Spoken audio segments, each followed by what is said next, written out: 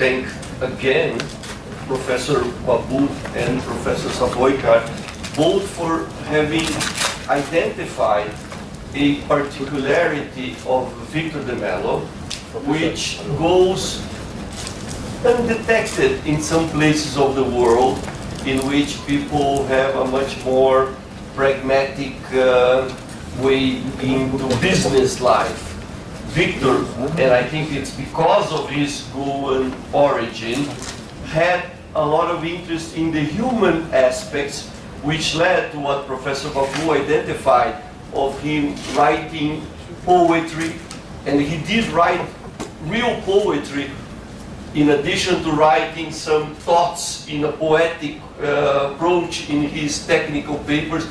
I'm going to give you his website, but there is the possibility of downloading poetry written by Victor as well as technical papers. But I'm very thankful to Professor Savoykar and to Professor Babu to having identified that.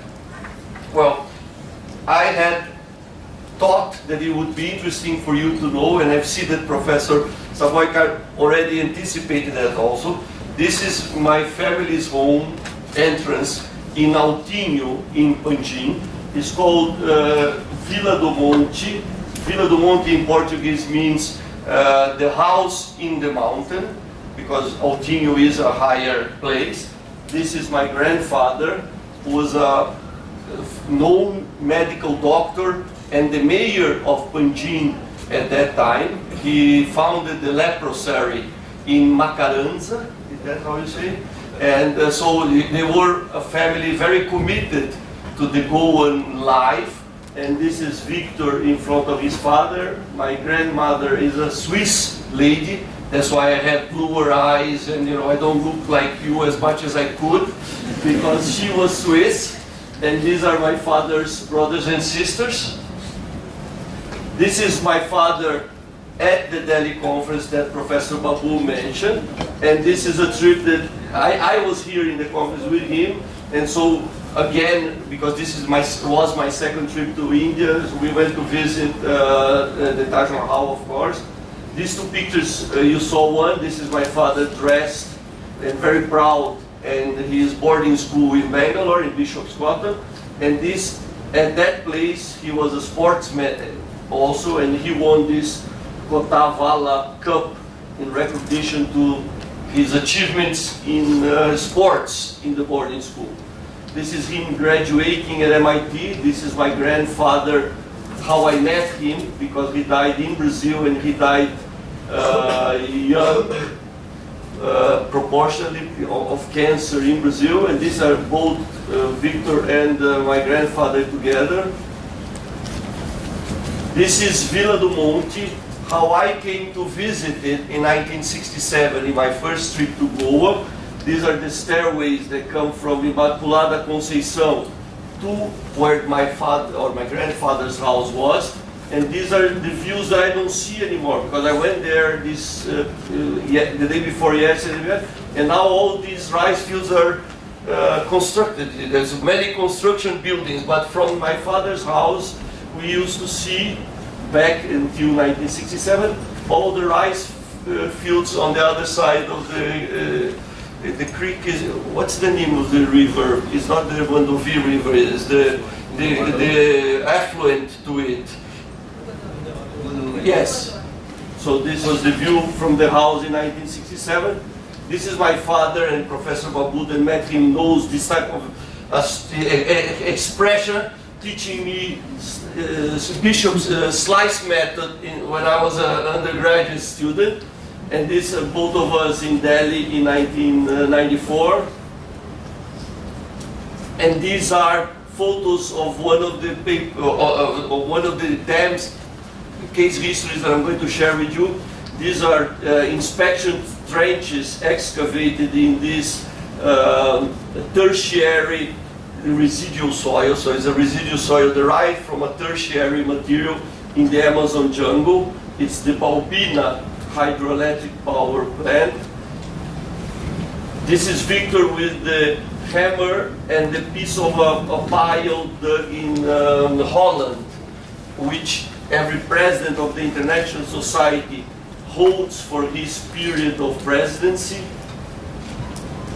These are later photos of Victor. This is the ranking lecture photo. These two pictures he was already taken by the illness, but these are later photos of him. And now I'm going to lecture a little bit on geotechnical engineer, even though going through these emotional aspects is very interesting for me. As said by Professor Babu and as emphasized by Professor Savoy-Card, Victor always had a saying to guide his decision-making, his opinion to someone, his guidance to someone. One of the sayings that I absorbed very deeply was this saying: choose your love and love your choice. In other words, once that you have decided on doing something, it's a choice, then commit yourself to it. You know, put all your energy, all your efforts into taking the best out of it. And he was really, if you would ask me, having worked in all the branches of applied geotechnics, tunneling, foundations, the ports in soft soil problems, dam engineering, Victor really loved embankment dams. This was the structures that he really loved. He materialized this love by talking on the ranking lecture, in which is a lecture that you have the complete freedom to choose the theme that you're going to lecture. He chose embankment dams because of this love. And I was influenced since a child. He used to drive to see a dam site and say, "Oh, do you want to?" Or I don't think he even asked me. He just put me in the car and took me to go to the job sites with him. So since I was a child, and he was working in many dams that were being built around São Paulo, so they were short trips, I was always with him, absorbing this love of him. And he always taught me that, you know, a dam is a structure that requires an intense and accurate attention and sound physical concepts. These days, I see, and I can almost share with you that I fear that young engineers are too influenced by numerical simulations and think that numerical simulations substitute sound and engineering judgment. I'm humble to say to you, don't believe in that.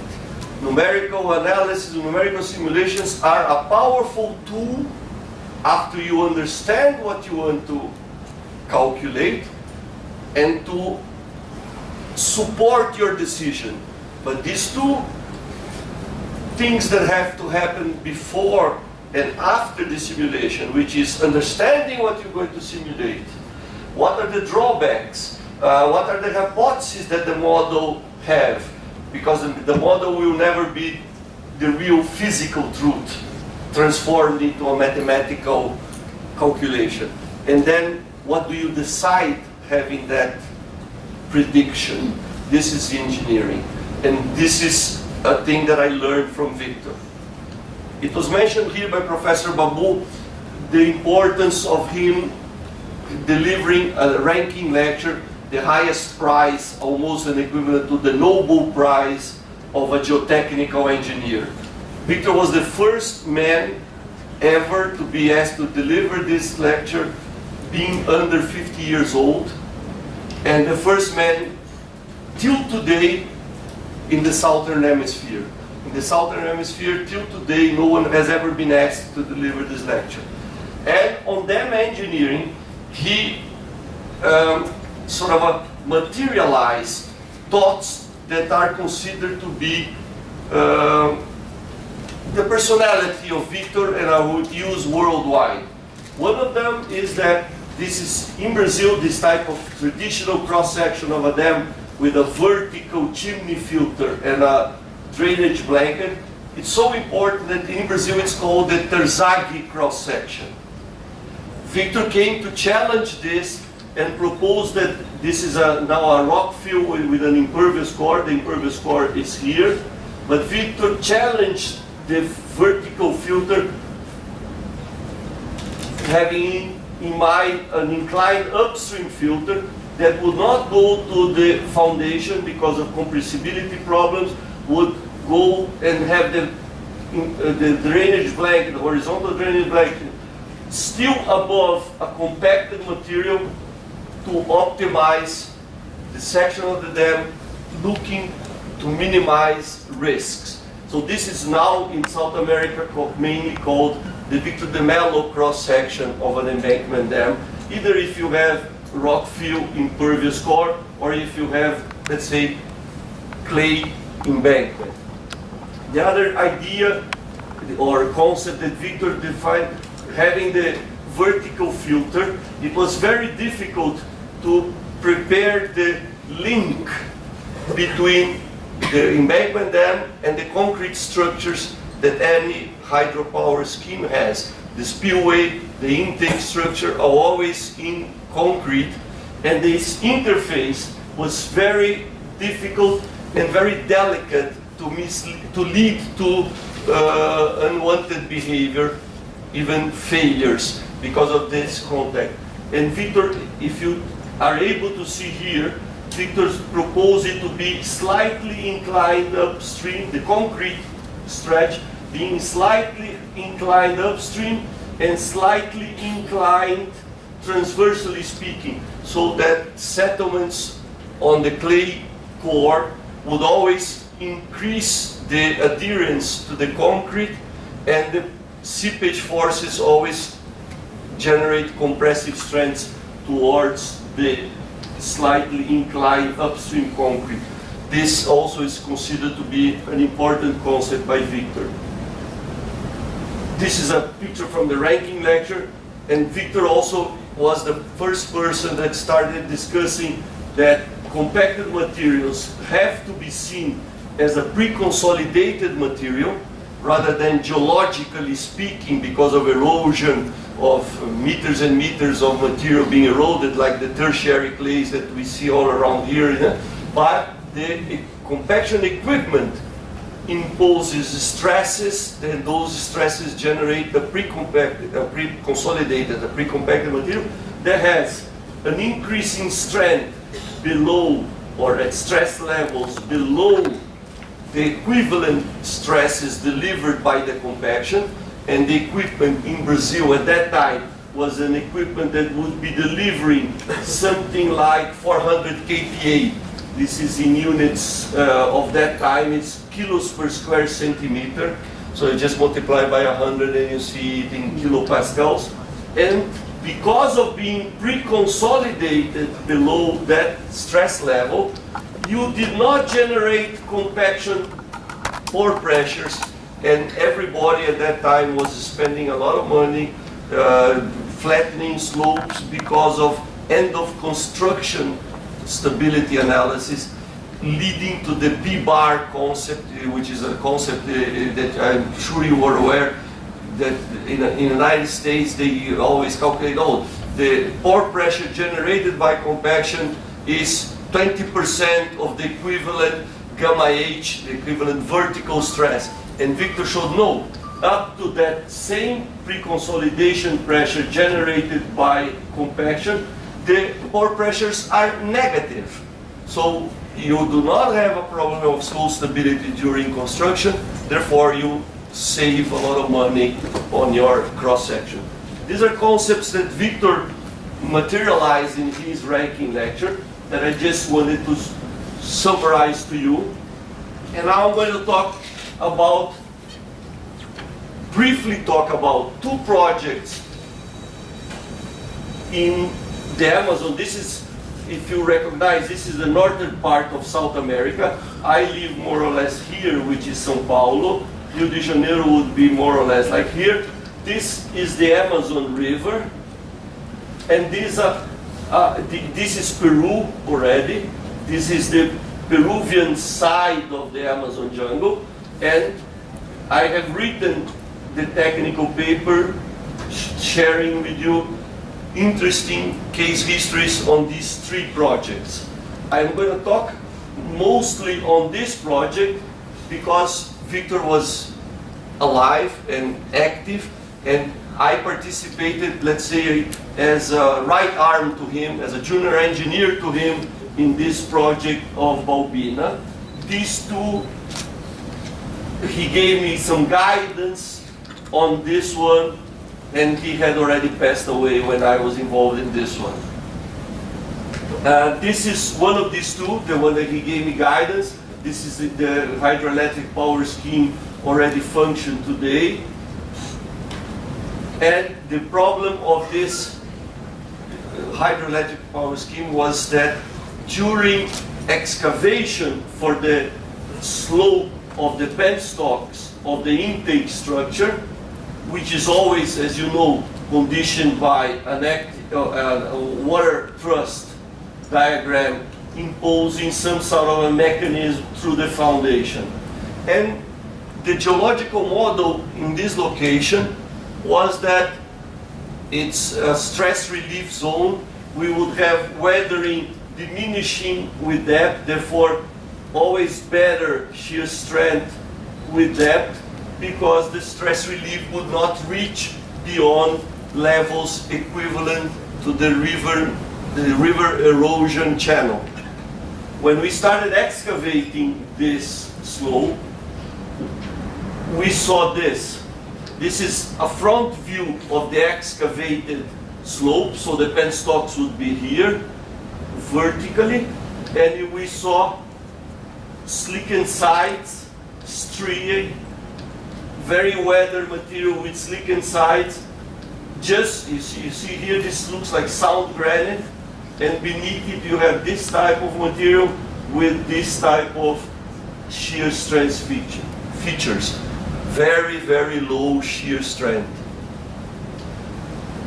The reality is that the geologists did not know that this part of South America had tectonic features that led to thrust faults. They always thought that there were only transversal faults, but they found that because of these indications that thrust faults had happened, and the same type of mechanism now would have to comply with very low friction angle and no cohesion in these layers. Therefore, stability of this structure was not guaranteed anymore, and we dug. If you see here, you're going to see better in the printed version when you see it in your laptop. These are two tunnels that were dug to intercept the major slick-sided residual soil in order to fill these tunnels with concrete and have them working as shear keys, we call. In other words, they would have a shear strength that would compensate the lack of shear strength of this polished, slick-sided surfaces. Of course, the discussions for this decision to be taken led not only to detailed technical discussions, but also to cost estimatives and cost discussions, because all of a sudden you had to try not to go late on your schedule, which fortunately it did not go late, but you added a lot of cost because of adding two tunnels, the excavation and the filling of concrete with these two tunnels. So we learned lessons which really were, these are the previous knowledge of what the geological model was at this location, and not known previously was these persistent subhorizontal joints associated to thrust faulting with slickened side and striae. So this is discussed in detail for your printed version. The essence that I would say here is geology is a very important start for a geotechnical engineer to work upon. I have learned this with Victor. Victor, he respected a lot geology. He even teased that Terzaghi only became famous, the famous Count Terzaghi, because he was married to a woman called Ruth Terzaghi, who is a very important geology in structural geology on mapping discontinuities. She was the leader of that back in the 1920s, so today being the event that recognizes the importance of women. Ruth Terzaghi, in my father's sayings, was an important key factor for the importance that Terzaghi acquired himself, and humbly speaking, geology is very, very important. This is another beautiful project, that one in the Peruvian Amazon jungle. This is a 220 high meters rock fill with concrete face slabs. The spillway functions through tunnels. You see how beautiful it is when the spillway is functioning. The dam is here, you see the sketch. The powerhouse is 14 kilometers downstream, having this head race tunnel dug or excavated by drill and blast method through, you see here now in longitudinal cross section, through this mountain, having different heights of cover, and the height of cover is an important issue for tunneling, because when you're going to pressurize this tunnel, you have to be aware and have safety against blowout of water in these low cover regions. But the geology of these mountains was calcareous materials, limestones, and very difficult to drill, because here you see 700 meters, 800 meters cover. So how can you investigate the geology for a tunnel drilling hundreds of meters? You could only drill in the portals of the tunnel and in these low head stretches. And nothing was found. Geophysics was used intensively, superficial mapping was done, and even though people knew it was a limestone, there were no major concerns of karstic activity and dolines and karstic features. The tunnel was dug throughout the 14 kilometers, nothing was found. Not a single karst zone of this size. Nothing was found. Pressurization of the tunnels started, and this is how the water was filling the tunnel. There was measures of exfiltration, in other words, how much water was being lost because of the tunnel feeding the mountain with water. And this is easy to do because you just close the spillway feeding the tunnel with water. You measure for a certain time the topography of the water before, the topography of the water after. You have a rough estimate of volume in time, so you have an exfiltration estimative. When a very shallow, weak earthquake happened very close to the job site. And you see here, the job site was instrumented with 3 seismographs. This is the seismograph, or this is the components north-south of one of the seismographs installed at the job site. There was one at the crest of the dam, one at the toe of the dam, and one in the powerhouse. And you see here that for very, very brief periods, 1.4 G was recorded. I'm not a seismic specialist. I have Professor Shrewsbury here who can teach you all that. But this indication, we involve the colleagues from Mexico who in South America are specialists because they suffer very high intensity, high magnitude earthquakes in Mexico. And I know the consequences. This is this creek here, Chimao. These pictures were taken in the morning, in the afternoon, and in the following day. And you see that a slope instability happened in the abutment or in the side of this creek. Nothing special. You see the water is still clean here. You see that it's saturated. It's almost like a debris flowing. You see that the water is very dirty, so it's carrying a lot of sediments, and the flow increases a lot. The exfiltration on the tunnel measured from the same procedure that increased by 4 times. And we closed the water, we dewatered the tunnel, we closed the intake, we dewatered the tunnel, and we found, for the first time in my experience, but my experience doesn't count, this went to court in London, and January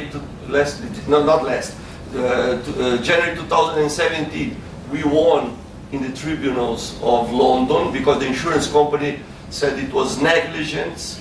Calcareous mountain, everybody has to think that the calcareous mountain would have karstic features.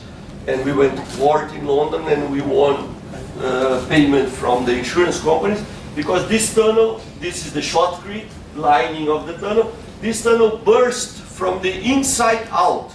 All the tunnel collapses that I've faced, some part of the tunnel, the crown of the tunnel, the side of the tunnel, falls into the tunnel.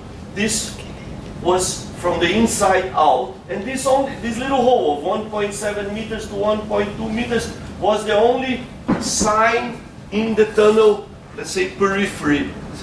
But then we put speleologists with laser and geologists, and they mapped, this is the tunnel alignment, they mapped this cave here, and what you see in light green, it described by geologists, had a rough surface. The remainings, or the cave wall, as it were, had rough surfaces. What you see here in, let's say, army type of green, had polished surfaces. So the geologists interpreted that karstic activity had gone in this, happened and gone in this stretch of the tunnel, but that everything that is in light green was filled with something before the burst, and it was eroded because it was not polished, it did not have the signs of having gone through karstic activity. As you see, this is 30 meters to the side of the tunnel in a transversal cross-section. This material was in a stratigraphic fault. It's a fault that's generated when these sedimentary rocks are pushed in compression and one slides against the other. It shatters the material, but the material was in place, or it was, let's say, shattered and left undisturbed in all this length up to here where it was already eroded away. And the diagnosis, or the causation, as he said, that we put was that the earthquake generated the disarticulation of this shattered material, which was very fractured and saturated. Retrogressive erosion started from this interface of where karstic action had happened, eroding backwards retrogressively until it got close to the tunnel lining, which did not resist the pressure of water that was applied there, and this is when failure happened. This is, of course, then this stretch of tunnel was lined with concrete, reinforced concrete.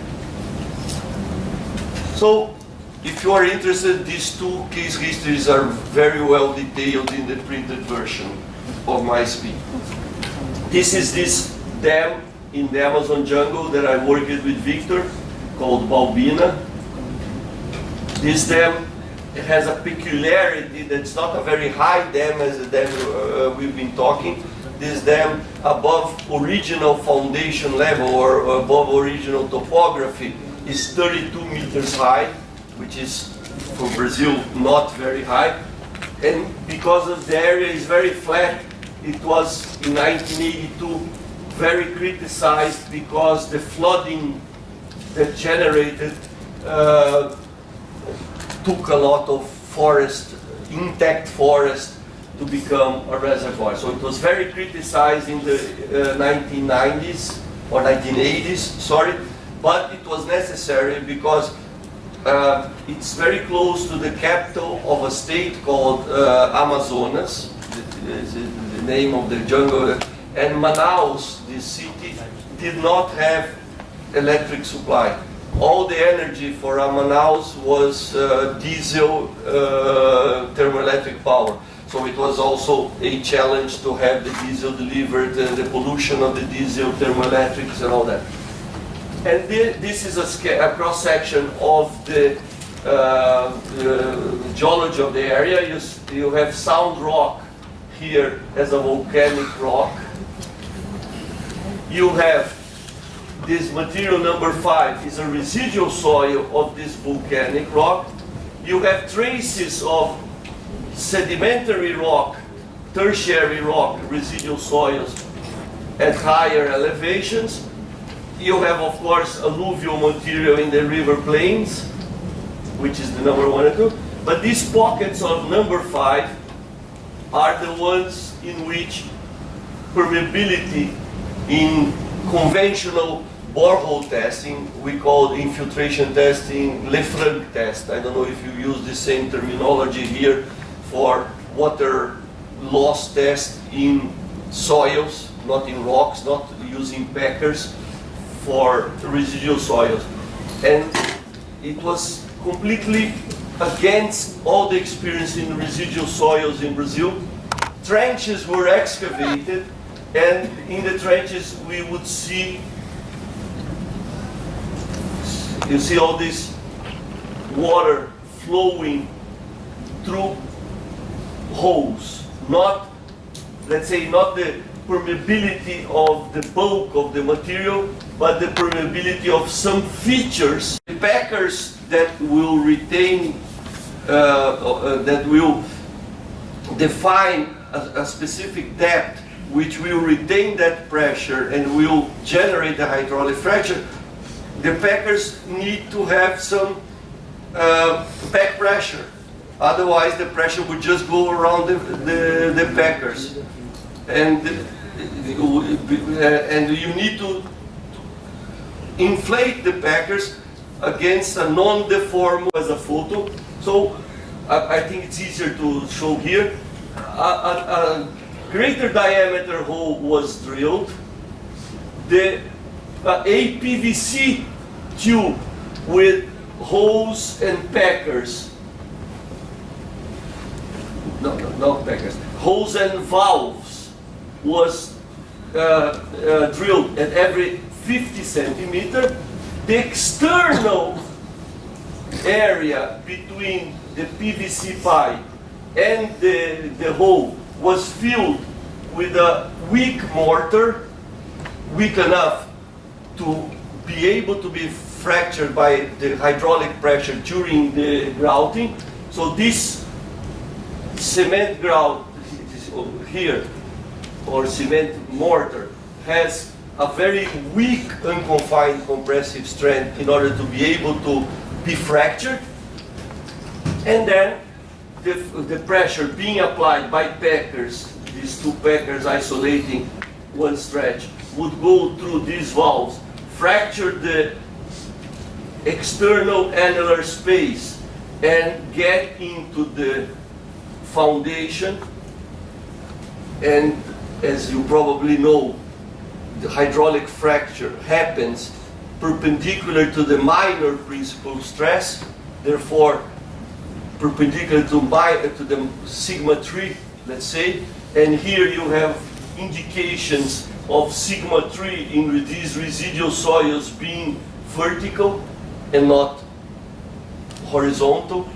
So sigma 1, the total weight that we calculate when we routinely calculate effective stresses would be that the vertical stress, gamma times z, would be the principal stress, but by having these planes of grout, when hydraulic fracture happens, you see that the vertical stress, or the stress orthogonal to the plane is the minor stress. So the vertical stress is the sigma 3, not the sigma 1 in these residual soils. We did a lot of testing. These are hydraulic fracture tests, which is nothing more than a Lujon test, water pressure test, but done with many, many stages rather than the 5 stages that Lujon imposes in his procedure. This is, you have pressure against flow, and by carefully interpreting tests with many different readings, we can get a good idea of the permeability prior to any work done. And this was one of the mottos of this treatment, which is I can do as much as the subsoil tells me it's required. In other words, some region I already decreased the permeability to whatever I specify as a designer. I do not have to continue going to grouting holes at mid spaces of the preceding phase of grouting. In areas where the subsoil is telling me the permeability is still high enough, I concentrate more grouting holes. So knowledge of the permeability is important, and it can be very well taken from carefully done pressure grouting. Of course, we can get an idea of what the minor principal stress is, and the famous K0, the coefficient of earth pressure at rest, even though it does not get into the decision taking, but this was one of the first times to grout the same borehole. As I told you, if the permeability expected in design was not achieved in, let's say, the first row of grouting, I could do two things. I could use the same grout hole and grout at the same depth for a second time or a third time, as well as I could put intermediate grouting boreholes at mid-spacing from the original spacing decided. So we used cement pigments and grouted with different colors to try to see where the grout was going. Is the grout from the first set of injections? Is the grout from the second, from the third? So a whole research was done. We found a lot of interesting information that's published in some theses in Portuguese, unfortunately, but some technical papers that are easily found. For instance, this is the effective stress of the water loss test with a big scatter, but we were able to estimate the observed increasing pore pressures generated in the subsoil due to this increase in effective stresses. We tested all the grouts. We tested grouts for different thicknesses of the grout to decide on what was the borehole diameter and what was the PVC tube diameter inside of it. And this is the grout seal thickness, the external grout seal thickness, as a function of rupture pressure. In other words, the pressure to break through the annular space and arrive at the subsoil. The unconfined compressive strength of that grout with relation to the stresses that I had to apply, or the pressure that I had to apply in order to rupture the annular space as a function of thickness, of uncompressive strength, and at depth, because was boreholes 35 meters deep, do they fracture with the same conditions, stress level wise and strength of the grout wise, with relation to boreholes at 5 meters depth? So a lot of research was, practical research was done. This was all done in the field. Nothing of this was done in laboratories. And we ended up specifying that the annular grout mixture for the seal had this composition, And to grout the subsoil itself, the foundation of the dam, we will require these specifications. But then another question came. How are we going to haul bentonite in? And Victor said, don't worry, let's use the local soil. Let's break down the local soil, get its clay or silty clay fraction. Let's remove the sand fraction of the local residual soil, and we don't have to spend money hauling bentonite to the middle of the jungle. And so local soil, when it's written here soil rather than cement bentonite mixture, it's written cement soil mixture,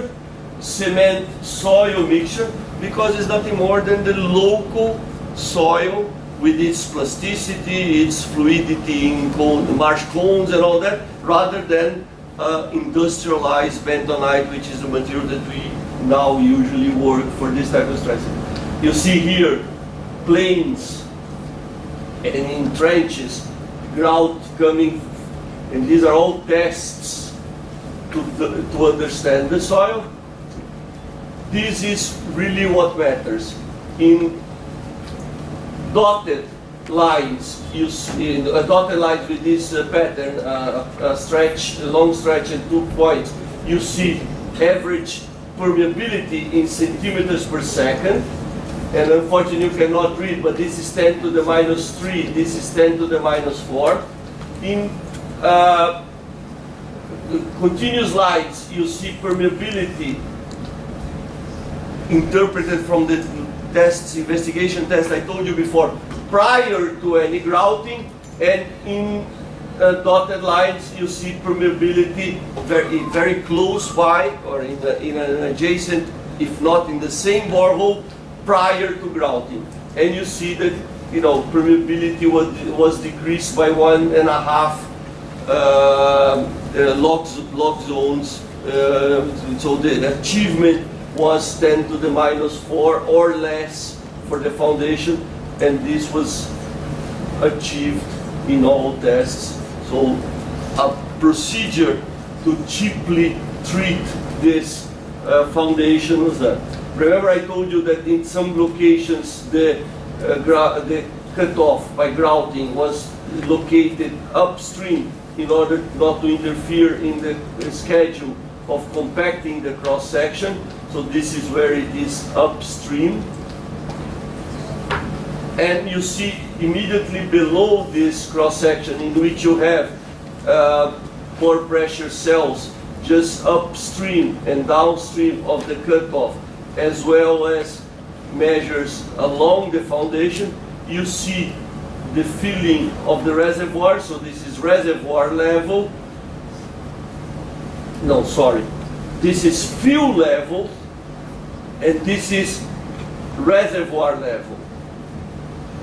So you see that you had indications of hydraulic potential and pore pressures now read in piezometers upstream and downstream. Let me go back. So here you see that even you have the fill and the reservoir level, and you see that you have upstream and downstream, you have decrease in pore pressure. Therefore, in the left abutment and in the right abutment, the documentation that the case history was well succeeded. This is a dam now being built in the Amazon jungle, probably 2,000 or 3,000 kilometers from this area, but still in the Amazon jungle. This is a very big hydro scheme. It's 8 million gigawatts. 8 million gigawatts. Yeah, it's 8 million gigawatts. So it's very, very big. It's the third biggest in Brazil. And you see here, if you look at the photos, you see lots of little holes. The same type of termite action was found at this location also, and the same type of technology was used when necessary to treat the foundation. I was sharing with Professor Babu last night that 15 days ago, after I prepared this lecture, otherwise I will have another slide here, I received an email from colleagues from a British designer called Mott MacDonald that are investigating a failure of a dam in Singapore that wanted to have access to all the papers that Victor and myself have written on canalicula, because they think that this dam that failed in Singapore is also due to termite action. I cannot give you any more information because they have not come back to me and said, oh, we looked and we found it, but I'll share with Professor Savoyker, Professor Babur, Professor Schulli, and it may be that this termite action, which did happen in Africa, was, let's say, extrapolated to Brazil and conditioned some of our work. Why would it not happen in other parts of the world? Because when the ocean went down because of the glaciation, it went down throughout the world. There's no way it could not have done. So I want to share with you now some non-technical thoughts. I shared with you 3 cases. One of the things that I really am thankful for learning from Victor is the importance of a geological model. If we do not have a sound geological model, even if it is for a simple foundation of a house, it can be a simple geological model. But if we do not have a geological model to put the in situ investigation information, sometimes we may get lost. We have to take care of budget and time, but this should not restrain or divert from following the right path. We are always pushed by the society in respect of time and money. I think we have to bear it only to a certain extent. As I said, Victor liked, and as Professor Babu says, Victor liked poetry. And one of the other important sayings that he used to quote a lot is not him that wrote it. He mentioned to me that he found it in a book, a Muslim book. It's an Arabic saying. And the saying comes only to here. So he who knows not and knows not that he knows not, he's a fool. Shun him. He who knows not and knows that he knows not, he's simple. Teach him. He who knows and knows not that he knows, he's asleep. Wake him. He who knows and knows that he knows, he's wise. Follow him. But my father, he stayed in bed 3.5 years, almost 4 years, until he finally passed away.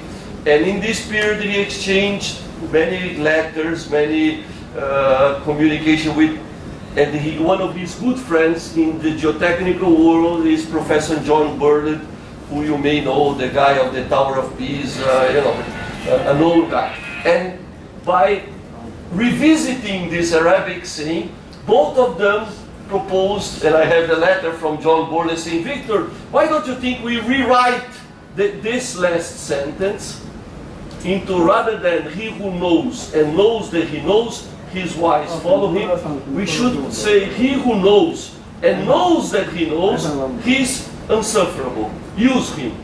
He who knows and knows when he knows not, he's wise, follow him. So I want to thank some colleagues in Brazil.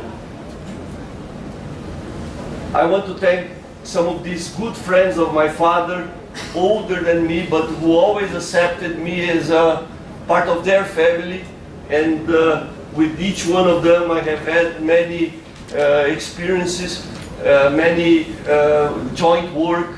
I do not have a PhD, more or less on purpose. I am not a very patient person, I'm very stubborn, so I could not see myself in the laboratory preparing soil samples. And at that time, when I was studying, numerical simulations did not exist. So, to do a PhD at Imperial College, you would have to study London clay in the laboratory. And I did not see myself fit for staying in the laboratory.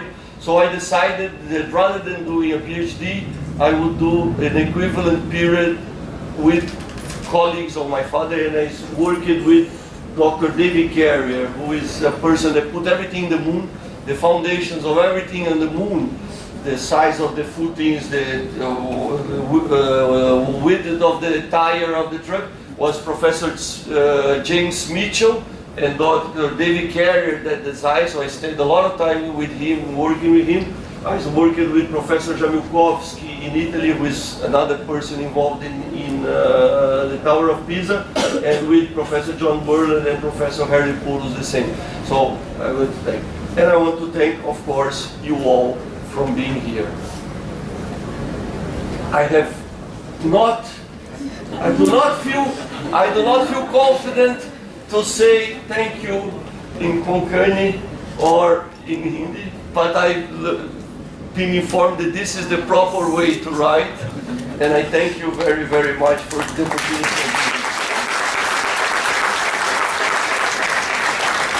Thank you very much. Sorry.